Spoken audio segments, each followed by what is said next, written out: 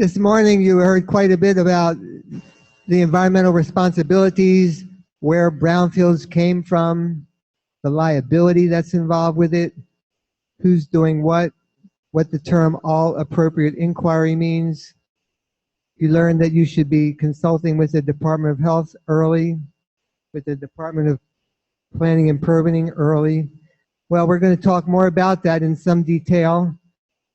We're going to go further into how the Department of Health approaches cleanups, what the programs are, what you need to know, especially if you're involved with a development project. And to do that, we have Department of Health staff. Stephen Mao is here sharing the presentation with Jordan Nakayama. We're fortunate to have them. These are the people who are going to be doing the work that you will need done. So help me welcome Stephen Mao.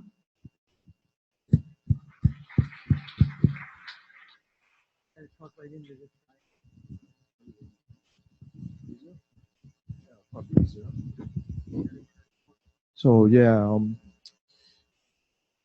I'm Steve. I'm with the Hawaii Department of Health. But before, let's clear this up first, because we keep saying go to the Department of Health. Well, I'm not the whole Department of Health. Let's make that very clear right now. The Department of Health, if you've tried to find us, is actually in 3 different places. That's the first part of confusion, right? You have it down near Queens, right? You have it near Immigration, and you have us. We're located on Ward and Ala Moana Boulevard. That's where most of the environmental health branches are. For example, Dr. Kawaoka, who was up here earlier, is the Deputy Director of Environmental Health. There's a Behavioral Health Deputy Director as well, and I think there's a Hospitals Director as well. So let's not just get carried away. Like, I don't want to see your NPDES permits. I don't want to see your Has waste permits. That's not what I do. Okay, so let's just get that out of the way first, yeah? Moving right along. So what do I cover? What has to do with what we call the Hawaii Revised Statutes 128D. That's in Hawaii Environmental Response Law. And the best way to describe this is that it mirrors CERCLA, the law that governs Superfund federally. But you see, what does that mean, right? Like if you're walking in there for the first time, what is CERCLA? What is 128D? Well, here's the way to look at it from this perspective. 128D is like a catch basin. What that means is that if there's not a permit from another branch that covers it, it falls all the way down to us to manage. All right? So let's say if it doesn't have to do with a water discharge, right? Clean water branch has no jurisdiction. If it's not a ambient air type of issue, it's not a clean air issue. If it's not waste, it doesn't fall under solid hazardous waste. So if it fails all these different types of permits or permitted types of activities, it falls to us in 128D to manage. So that's why we're not really the first people you run into. We're often the last, because it usually will entail an activity that's not covered by a permit. Because within our office, at the HEER office, we don't have permits. We don't issue permits. And so what do we use to manage this law? We have what's called a state contingency plan. It's administrative rules. And if I'm not a lawyer, my brother is, but I'm not a lawyer. But apparently, this is how it sort of works in life. You have a law, statute, HRS. You have an administrative rule that helps you do that law. And then you have this thing called guidance that helps you do the rule. So it's kind of tiered like that. And so that's why I put it in sort of that order of laws, rules, guidance, with the most important being the law, obviously, and working our way down. Okay? So you have this 128D law. We use the administrative rules 11451 to implement that law. And then we use our technical guidance manual to steer us as we're doing these rules. Okay? Moving right along. So here's the thing. You know, I was listening to Dan earlier, and And, Dan's been doing this a lot longer than me. And he's throwing all these terms around where, oh my goodness, right? Listening to all this stuff. What is this? What is that? What's an environmental hazard management plan? What's a assessment? What are all these terms that we're trying to use? And that's the thing where oftentimes we get intimidated by what we don't understand or don't know. So I'm going to try to explain it in a way that sort of simplifies what we do. Because what's really good was that young lady, Miss Christine. Thank you. Where what she did was that she explained her process for development. When you do a site, it's not very different. And what I mean by that is you still need those same components of planning. You still need those same components of vision. And you need to come up with cost-effective measures. It's the same process. It's just we call it we use different terms to explain that process. So part of what we do is that, again, we start with vision. When you first come to a site, you're going to have to sort of get an idea of what you can and cannot do. And that's usually what happens with developments too, right? When you look at a particular parcel or area, you're going to already know just by looking at it what's possible and what's not. Same thing works with cleaning up of sites. So what we do a lot of times is we do what? We go to what we call history, or what's been thrown around today as a phase one. We want to know the history of the site. What was done there previously? What may we encounter if we go and look around, snoop around a little bit, dig a few shovels of dirt around? What may we find? So a lot of times we can anticipate problems by doing a very good job of a phase one and looking at the historical records and usage of sites. That plays a very critical role, and that's why not only does it help you with your prospective purchaser requirement, but it also helps you give you a snapshot or a picture of what you may have to deal with. And it helps you start to scope out, hey, how much effort am I going to have to put in here to get myself to a place where I can call it cleaned up or addressed. The second part that you do when you're in an investigation is what the terms we use is called presence and absence. That's sort of a paragraph. Presence or absence. Is it there or is it not? And that's sort of what happens when you do any type of site investigation. Do you have a problem? Is there something there or is there something not there? And so you go, well, how do you measure that? How do you determine if there's presence or absence? And what we use is this is another term that was thrown around. It's called an environmental action level. What that is essentially what we call a screening level. And a screening level, sorry for all these terms, but a screening level is essentially a very conservative estimate of what may present a problem. Okay, so what does that mean? Well, when you look at how EALs or environmental action levels are sort of calculated, first of all, it's a calculated number. It's not based off, it's not like an in vivo study where you're taking a bunch of pigs or monkeys and seeing if they die or not if you give them too much. That's not what we do. We calculate numbers based off of conservative models, meaning what? You take your typical 70-kilogram individual. For those of you at home, it's 154 pounds. So just if you measure yourselves. For 30 years, 300 some odd days a year, probably about 8 hours a day, standing at that spot, eating the dirt. That's how your number is calculated for direct exposure. And that's the number we use as a screening level to say, hey, we might have a problem or not. That's what presence and absence teaches us. Okay? So beyond that, what happens is you got the next term. This term was used earlier in the day by, I believe Noemi mentioned it. Nature and extent. What does that mean, right? Nature and extent. The way I look at nature and extent is how far does it go and how bad is it? So see how it goes historically? What did I look at? What was the site used for? Then I look at what? Is it there or not? Now I'm looking And once I've established that it is there, what do? How bad is it? And how far does it go? Right? That's what nature and extent is. And moving right along, once you know that, what? You go, well, you go to the step of what's called remedy selection, which means what?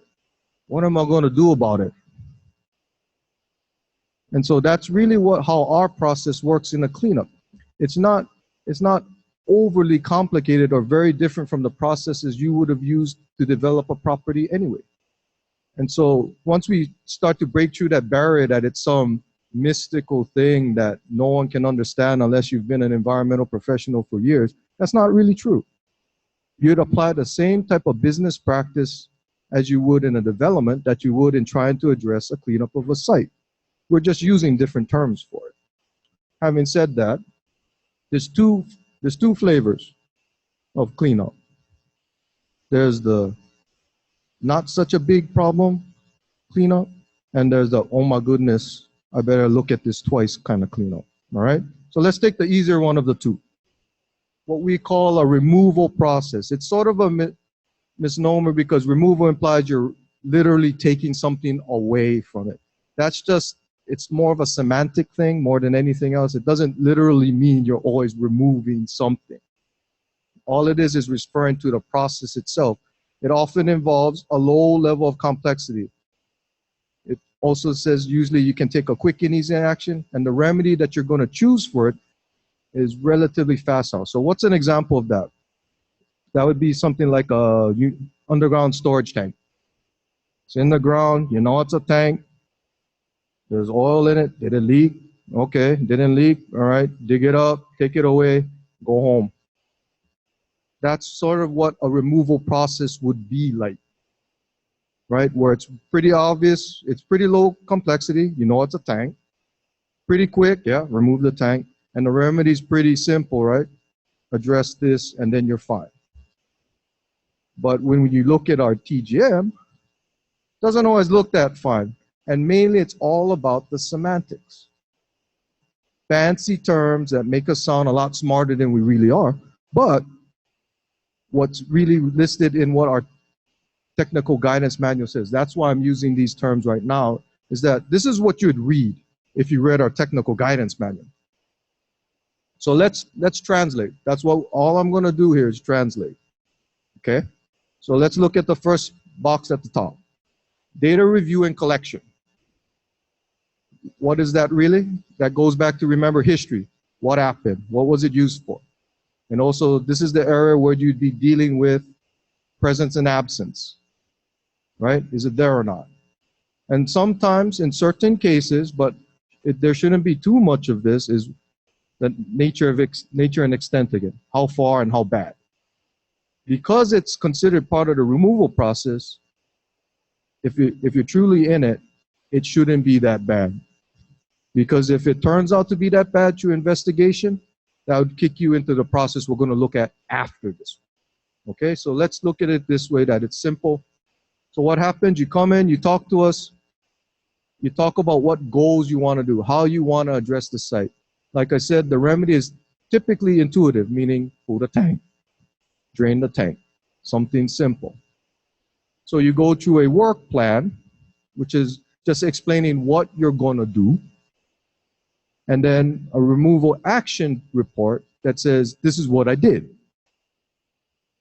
Sometimes we have what's called a risk-based closure, meaning sometimes we leave contamination in place.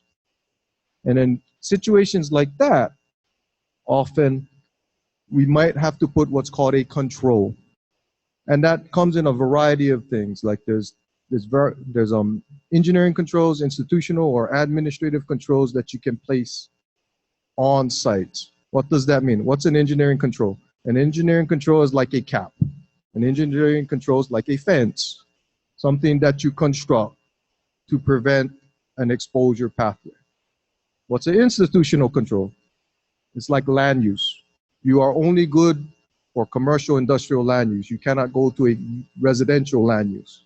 That's what an institutional control is. So you have to ask that question after you've taken your removal action. Do I need to place a control or not? If the answer is no, you're home free. You're at a no further action. If you need one, that's not necessarily the end of the world. What would happen at that point is that you would have to draft what's called an environmental hazard management plan, which Dan referred to earlier. And in this case, this is the one he referred to as a general EHMP, in which after an investigation has been done and an action has been taken, this is the stuff you need to comply with or follow in order to stay safe. That's really what an environmental hazard management plan is for. Do this and you're good. And what happens after you get this plan is you get a no further action letter with institutional controls. The institutional control being the EHMP. Okay? Moving right along. The second one, where life gets a little, sometimes life isn't simple. You run into things you didn't expect, or you run into things that don't make sense. So oftentimes, what happens is that a greater or higher level degree of investigation is required. Sometimes that's because there are various uses on the property. Sometimes the type of contamination you're dealing with may not be all that easy to deal with. Like, for example, manufactured gas plants are quite difficult to deal with in life, if you've ever dealt with one. Or bulk fuel terminals tend to cause problems here and there because of just the nature of the type of facility you're dealing with and the massive amounts of contamination you may have to address. It ramps up the complexity significantly. And in those cases, you have to take it through what we call a remedial process, which implies already a higher level of complexity. A more thorough investigation is needed. And a risk assessment. What is a risk assessment? It's when you take the analytical data that you collected, and then you go back, you calculate a few more numbers, you get somebody like Dr. Roger Brew to come in and tell you and smile at you and tell you this is good, this is bad for this particular scenario. And finally, you have to go through a process where the remedy is not intuitive. The remedy is not a simple duh. It's one where you have to sort of vet it, meaning you have to come up with multiple alternatives and then literally compare them to each other to find out which one is the best and then select that one.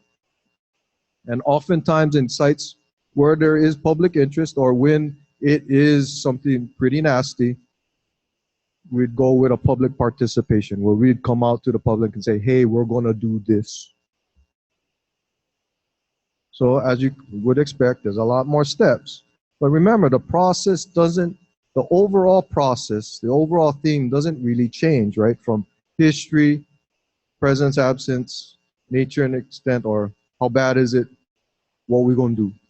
None of that really changes. You just have all, like I said, a lot of fancy words that mean the same thing.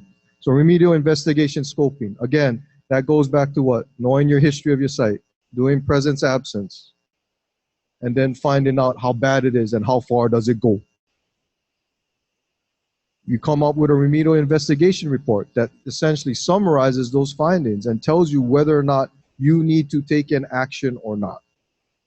Remedial action objective says, what do I want to do about this problem? And what do I hope to achieve by taking this action? Remedial alternatives analysis is the comparison of the different choices or the different remedies you will be choosing among and ranking them against each other so that you can choose the best remedy for any particular site. A response action memo is the final decision saying, this is the one we chose, this is the one we're going to do. It's signed by the Department of Health. And so what happens after that is, that's when our public meeting component comes in, when we've chosen a remedy for the site. And we go forward and we say, okay, public, Joe Public, this is what we're going to do. Do you have any problems with this? And finally, we come, once we get past that process and actually start to implement the remedy, after it is implemented, we have what's called a remedial action completion report. I'm done. And this is what I'm left with. And the same question gets asked again that was asked in the previous process. Do I need a control or not? Answer is no. End of your story. Answer is yes. You have to create an EHMP, followed then you'll get an NFA with ICs.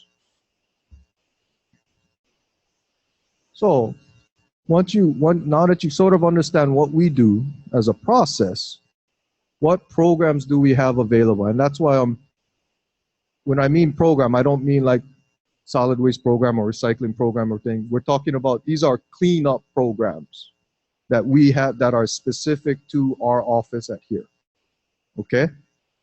So we have two main programs that we endorse right now with the fast track program and what's called the Voluntary Response Program. Let's talk with the first one, the fast track program. The fast track program is meant primarily for the removal process that we talked about earlier.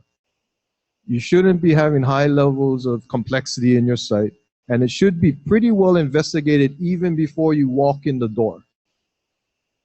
Because what's really happening in a fast track is it's meant to accelerate the process so that you can get to your decision sooner through quicker review times and with the understanding that there's not a significant amount of investigation that still needs to be done.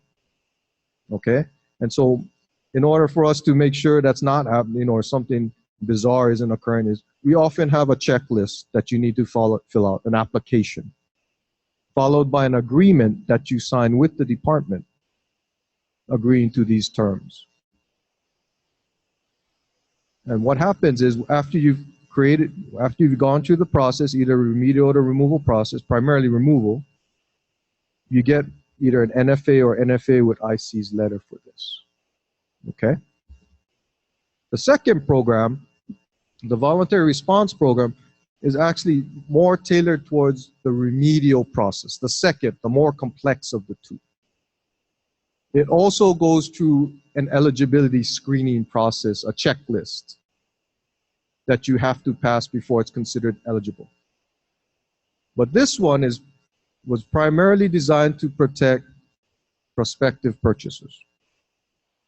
Before they start buying properties left and right, they can enter in an agreement with the department to protect them.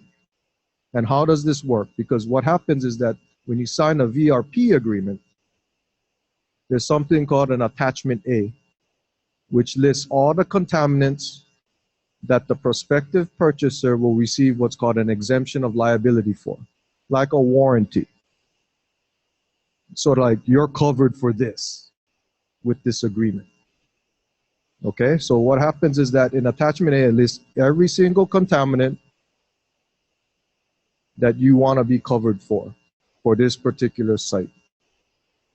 And what happens after you've gone through, I believe it's a 10-step process, you get something that's unique to the Voluntary Response Program, which is called a letter of completion, which is signed by the Director of Health. And so in this letter, it outlines specifically what parcel it is. It gets it down to the literal TMK as the description of the property itself, and it tells you what contaminants are covered for, that were covered by this investigation, and gives the prospective purchaser exemption from liability. The reason why I keep emphasizing that is that if you buy it before you're in an agreement, sucks to be you, because you don't get an exemption of liability for that.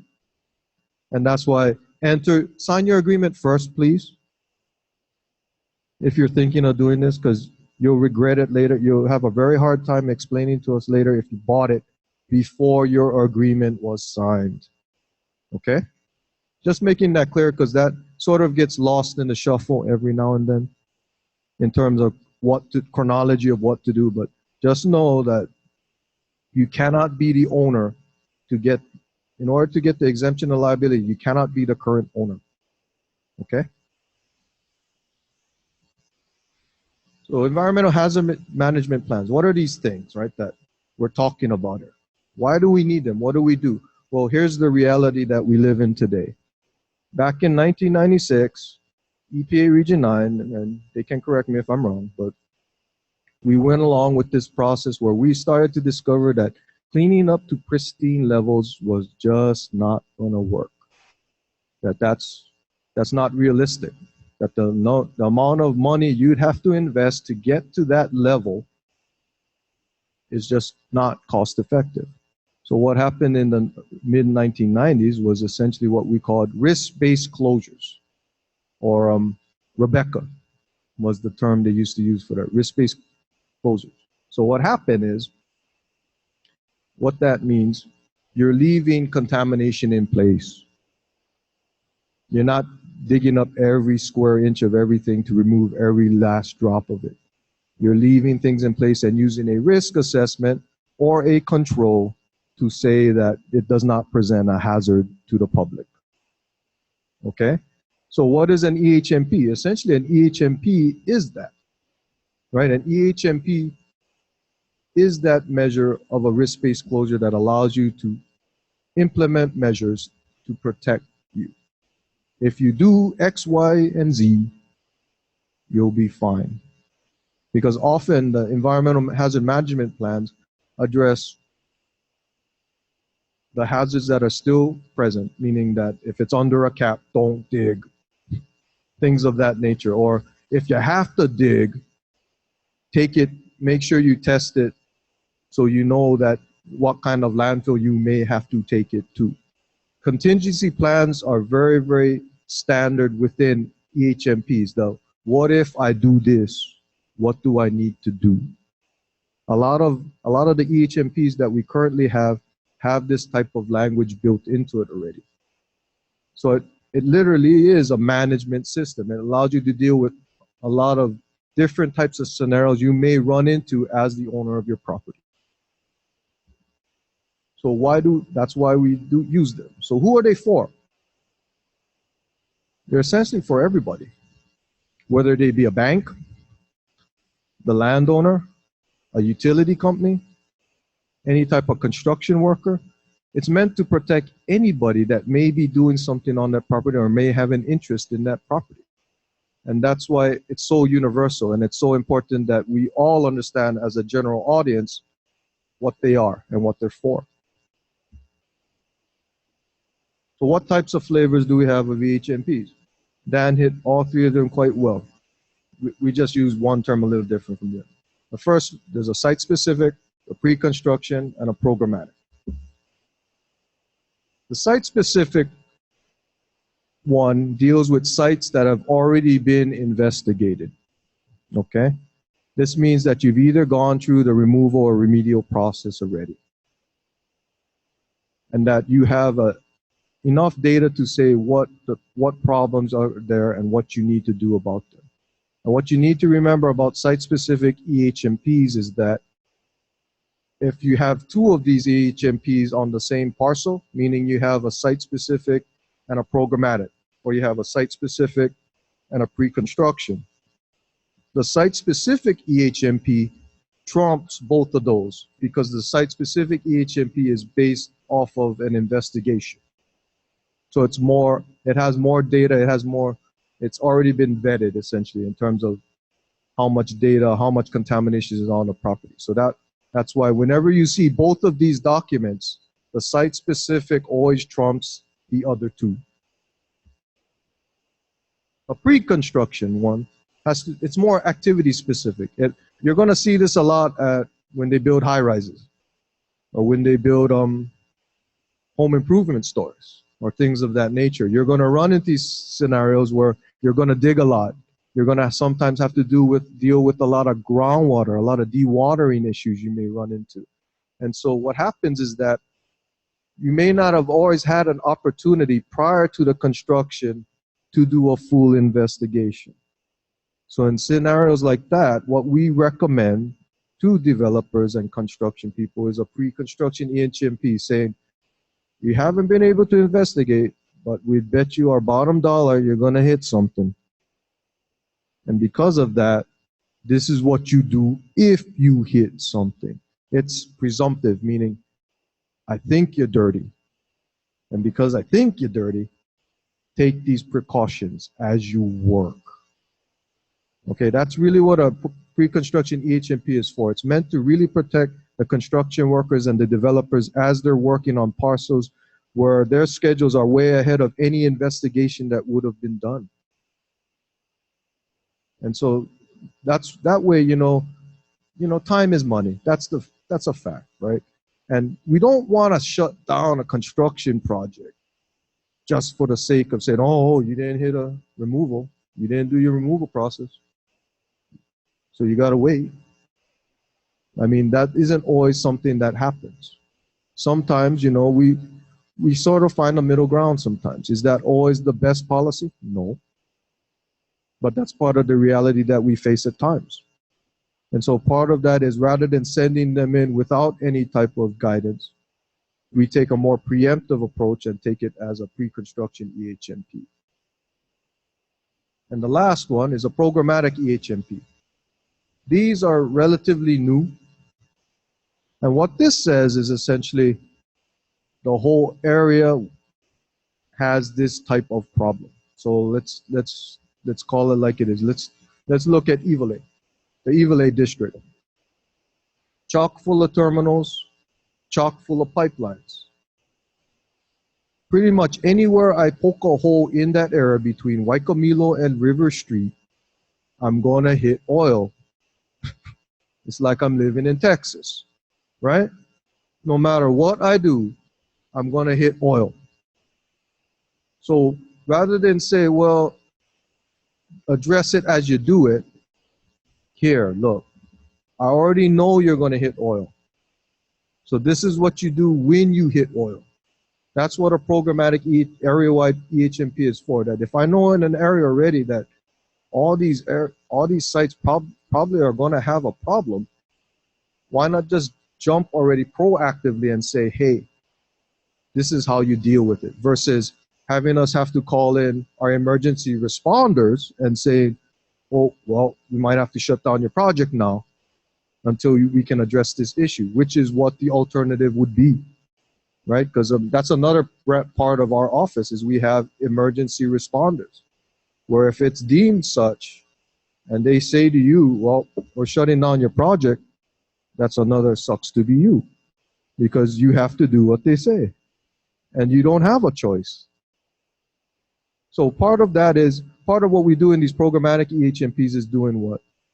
We're saving some wear and tear on our emergency responders by not having them have to come out to an area where we know already they're going to hit something all the time. And also we're allowing you folks as the developers and contractors and construction people to not run into this issue with the other part of our office. Another benefit to it is that a lot of our sites that we deal with are border to border. We deal with the parcel. In cases of off-site contamination, sometimes we go beyond that border. But for the most part, we deal with what's within a parcel border or boundary. But usually, fuel plumes don't obey signs. They don't follow the rules. They don't obey the speed limit, things like that. They go where they want, right? So they sometimes end up in common areas. They end up in streets. So like if you're digging storm drains in the street, you might encounter something while you're doing it. And so we want to make sure those types of people, utility workers, right? Board of water, sewer people, Hawaii telecom, right? Fiber optic lines. You know what happens, right? You hit a fiber optic line and you break it. What is it, 10 million a minute? Something like that, some crazy number, right? When you hit a fiber optic line. So don't do that, please. Stay away from that. But you get my point that there are a lot of companies, a lot of utilities digging. And you don't want them caught with their pants down running into situations that they didn't anticipate. And that's really why we have this programmatic in place. So, common ways to get in trouble with us. We wanted to bring this up because we don't want you to get in trouble with us, because we're relatively nice people. But, this sort of puts us in a foul mood. And like was said really at the beginning, I thought was really good is that is mentioned. I forgot which speaker it says because my memory is leaving me now, but they said it's all about the relationships, right? And having emphasized in relationships, I figured it's best to know how not to get us upset, right? So we can have a good relationship, because every project we do, no matter who you are, is totally contingent upon the quality of the relationships with the people involved. If you guys have a lousy relationship, the project will probably toilet bowl. If you have a good one, chances are it'll go pretty well. It doesn't mean you won't have disagreements, but you'll be able to work together to get to the same goal. Because DOH's goal isn't to stop you. DOH's goal is not to shut you down because we feel like it. Our goal is to help you stay in line so that you don't run into trouble. And so, having said that, what not to do? First of all, when you see a release, call it in, please. Because that's, like I said, it goes into that situation again about emergency response.